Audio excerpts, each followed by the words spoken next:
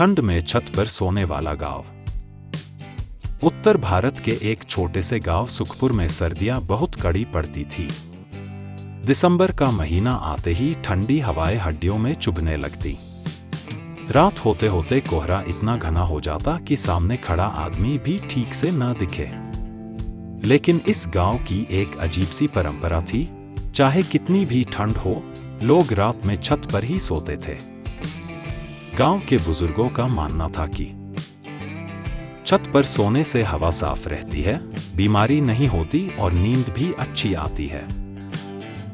यह परंपरा पीढ़ियों से चली आ रही थी, इसलिए कोई उस पर सवाल नहीं उठाता था। पायल की परेशानी।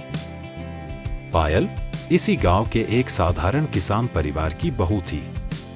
उसकी शादी को अभी 2 ही साल हुए थे। शहर में पली बड़ी पायल को गांव की जिंदगी से धीरे धीरे तालमेल बिठाना पड़ रहा था, लेकिन छत पर सर्दी में सोने वाली परंपरा उसे बिल्कुल समझ नहीं आती थी। हर शाम जैसे ही सूरज ढलता, पायल का मन घबराने लगता। फिर वही ठंडी छत, वही बर्फ जैसी हवा। उस दिन भी ऐसा ही हुआ। रात का समय। शाम को रसोई में पायल और उसकी भाभी रिया खाना बना रही थी। चूल्हे की आंच से थोड़ी राहत मिल रही थी। रिया बोली, पायल, आज ठंड कुछ ज्यादा नहीं है? पायल ने आटा गूंथते हुए कहा, भाभी, ज्यादा नहीं, बहुत ज्यादा है। पता नहीं लोग ये सब कैसे सह लेते हैं। रिया हल्की सी मुस्कान के साथ बोली, अब क्या करें, गांव की रीत है, सब चलता है। पायल चुप हो गई, लेकिन उसके मन में उबाल आ रहा था। छत पर बिस्तर। खाना खाने के बाद सास की आवाज आई, पायल, रिया, जल्दी छत पर बिस्तर बिछा दो। दोनों कंबल, गद्दे और तकिए उठाकर छत पर पहुंची। ऊपर जाते ही ठंडी हवा ने उनका स्वागत किया। पायल ने शॉल कसकर लपेट ली। छत पर पहले से पड़ोसी छतों से बातें कर रहे थे। अरे रामलाल, आज तो खूब ठंड है। हाँ भाई, पर छत की नींद का मजा ही कुछ और है। लोग हंस रहे थे, चाय पी रहे थे, लेकिन पायल के हाथ ठंड से कांप रहे थे। पायल का मन। बिस्तर बिछाते बिछाते पायल के मन में विचार आने लगे। घर के अंदर कमरे बने हुए हैं, पलंग हैं, फिर भी हम यहाँ खुले आसमान के नीचे क्यों सो रहे हैं? उसे अपनी माँ की याद आई, जो शहर में रजाई ओढ़कर आराम से सोती होंगी। उसकी आंखें भर आईं। आधी रात की घटना।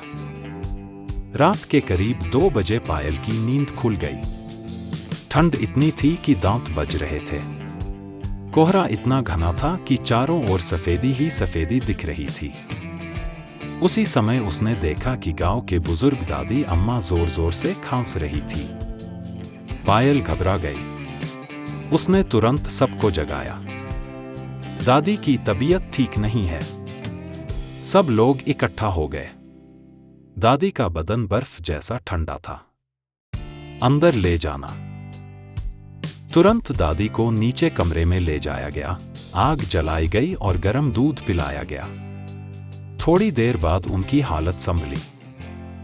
दादी ने धीमी आवाज में कहा, बिटिया, आज समझ में आया कि उम्र के साथ परंपराएं भी बदलनी चाहिए।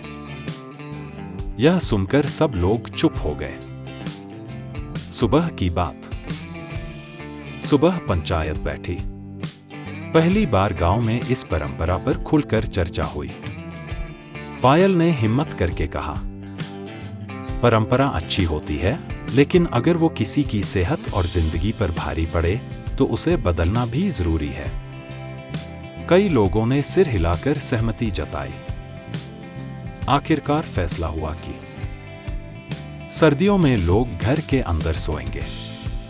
गर्मियों में चाहें तो छत पर सो सकते हैं। नई शुरुआत। उस रात पायल पहली बार सर्दी में कमरे के अंदर पलंग पर सोई। रजाई ओढ़ते ही उसकी आंखों में सुकून उतर आया। उसने मन ही मन सोचा, परंपराएं इंसान के लिए होती हैं, इंसान परंपराओं के लिए नहीं।